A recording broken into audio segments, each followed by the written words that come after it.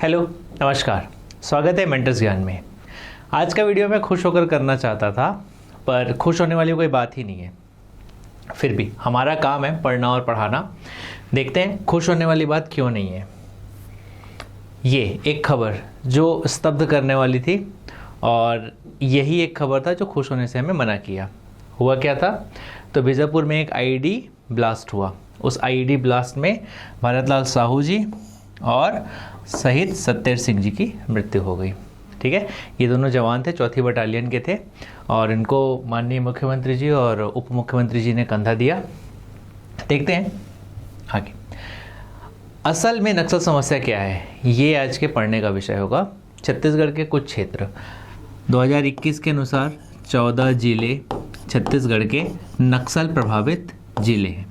ये जो 14 जिले हैं नक्सल प्रभावित जिले कौन कौन से हैं, आइए देखते हैं। सबसे पहले तो बस्तर संभाग के ये 7 जिले कौन कौन से? कांकेर, कोंडागांव, नारायणपुर, बस्तर, बीजापुर, दंतेवाड़ा और सुकमा। फिर इसके बाद आता है राजनांदगांव, फिर आता है धमतरी, गरियाबंद, महासमुंद। कितने हो गए? 11। इसके बाद है बलरामपुर 12, फिर इसके बाद है कवर्धा 13, उसके बाद है मुंगेली 14। इस तरह से जो 14 जिले हैं वे नक्सल प्रभावित हैं। ठीक है, तो ये 14 जिले नक्सल प्रभावित हैं। नक्सल प्रभावित जिलों में मुख्य मांग क्या है? जल, जमीन, जंगल।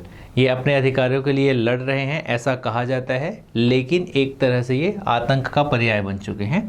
इसके लिए सरकार बातचीत, और दूसरा है एक तो बातचीत का प्रयास किया जा रहा है, दूसरा विकास, उस क्षेत्र का विकास करके इसे ठीक करने का प्रयास किया जा रहा है, और तीसरा इन दोनों से अगर बात नहीं बन रही है तो सीधे सीधे हिंसा का सहायता लिया जा रहा है उनका सामना करने के लिए। ठीक है, उनको हार्म पहुंचाने के लिए नहीं, पर उनका जो वो कर रहे हैं उसका सामना करने के लिए एक प्रयास किया जा रहा है। इसी प्रयास में जनवरी से लेकर के अभी तक इसमें बहुत हद तक सफलता मिली है। बातचीत में भी सफलता मिली है, विकास कार्यों में भी सफलता मिली है, और ये जो हमारी कार्यवाही हो रही है पुलिस और जवानों की मदद से, इसमें भी हमें सफलता मिली है। उम्मीद यही है कि बहुत जल्दी बस नक्सल प्रभावित जो क्षेत्र के लोग हैं वो मुख्य धारा से जुड़ जाएं और यह समस्या जल्दी से जल्दी छत्तीसगढ़ से ख़त्म हो जाए। देखते हैं इस समस्या के बारे में कुछ फैक्ट्स हैं। सन 2021 में अभी इसमें 14 जिले प्रभावित थे, लेकिन एक चेंज आया। इसमें जो पहले बालोद जिला प्रभावित था उसकी जगह पर अब आ गया मुंगेली जिला। ठीक है, तो बालोद जिला जो है वो नक्सल प्रभावित क्षेत्र से बाहर आ गया है, और मुंगेली जिला एक नया नक्सल प्रभावित क्षेत्र बन गया था। कब? 2021 में। सरकारी प्रयास कुछ अगर देखना चाहें तो एक तो रोशनी कार्यक्रम है। रोशनी कार्यक्रम वही है, विकास वाला काम है। नक्सल प्रभावित जिलों में मूलभूत आवश्यकताएं रोटी, कपड़ा, मकान और रोजगार उपलब्ध कराने के उद्देश्य से 2013 में प्रारंभ किया गया था। नियत नेल्लानार योजना वर्तमान सरकार की बड़ी महत्वाकांक्षी योजना है। इस पे हम एक ध्यान देंगे। हो सकता है ये करंट अफेयर में अभी हॉस्टल वार्डन का सब्जेक्ट बन जाए। ठीक है, ध्यान दीजिएगा। यह योजना क्या है? बस्तर क्षेत्र के अंतर्गत, ध्यान दीजिएगा ना, बस्तर क्षेत्र के अंतर्गत प्रभावित गांवों का विकास किया जाना प्रस्तावित है। इसमें क्या होगी? 5 किलोमीटर की परिधि के गांवों में 25 से अधिक मूलभूत सुविधाएं उपलब्ध कराई जाएंगी।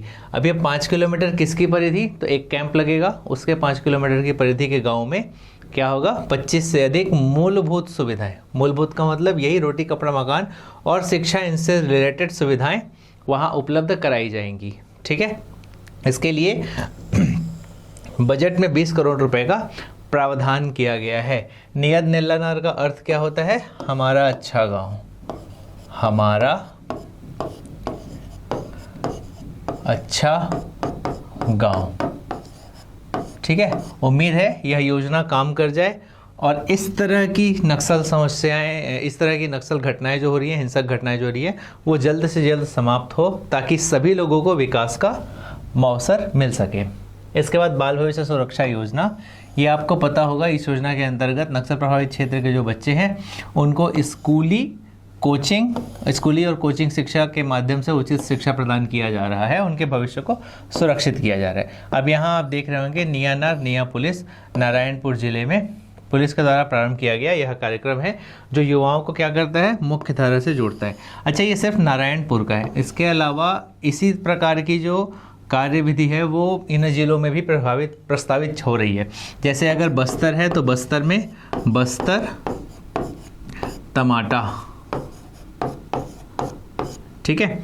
यहाँ पे मावा, गिरधा, कोंडानार, ठीक है। और बीजापुर में मावा पुलिस केतुल, मावा पुलिस केतुल, और सुकमा में पूना नारकोम। सुकमा में कौन सा है, पूना नारकोम। बस दंतेवाड़ा में क्या चल रहा है, लोन वर्राटू, घर की ओर लौटो, लोन वर्राटू। इस प्रकार इन सभी जिलों में युवाओं को मुख्य धारा में लाने के लिए अलग अलग प्रयास किए जा रहे हैं। ये प्रयास बहुत हद तक सफल भी साबित हुए हैं।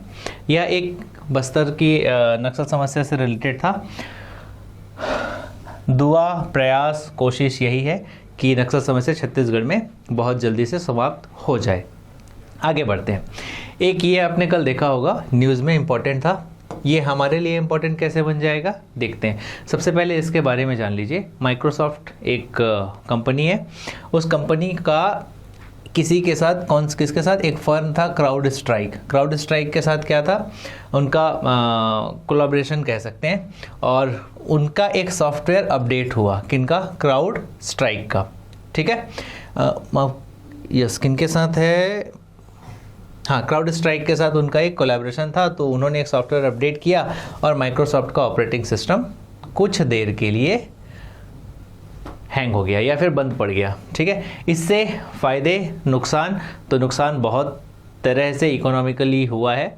जैसे माइक्रोसॉफ्ट का जो सिस्टम था उसके माध्यम से आपको, उन्हीं सिस्टम के माध्यम से अगर आप एयरपोर्ट जाते हैं तो वहाँ पर जानकारी दी जाती है।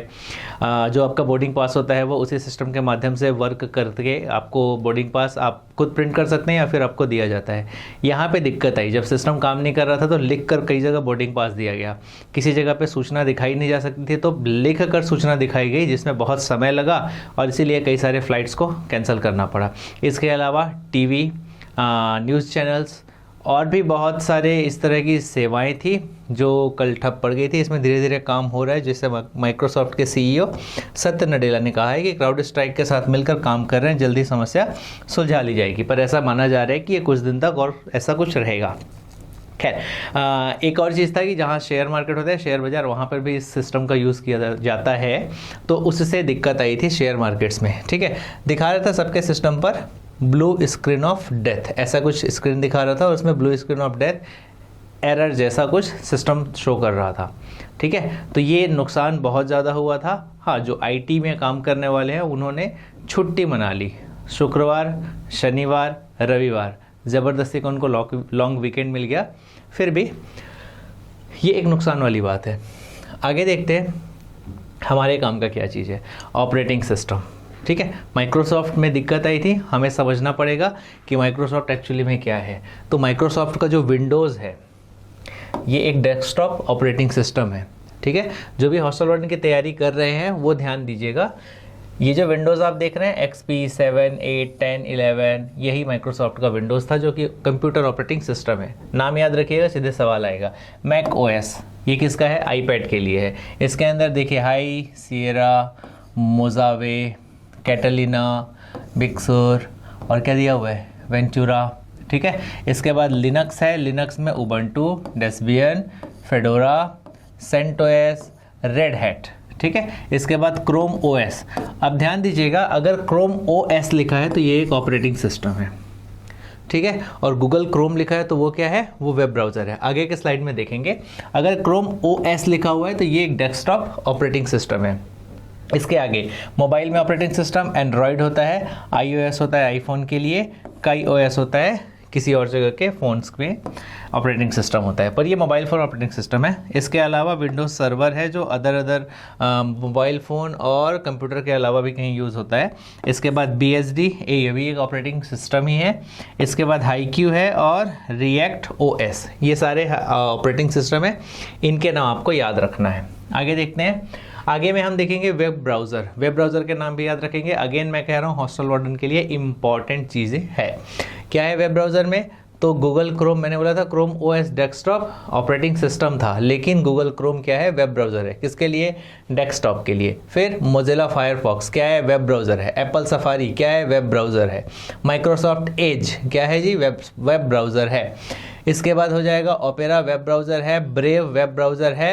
विवाल्डी वेब ब्राउज़र है। टॉर ब्राउज़र वेब ब्राउज़र है। Epic privacy browser web browser है। अवंत ब्राउज़र क्या है? वेब ब्राउज़र है। ठीक है, इसके बाद देखते हैं मोबाइल वाले कौन कौन से वेब ब्राउज़र हैं।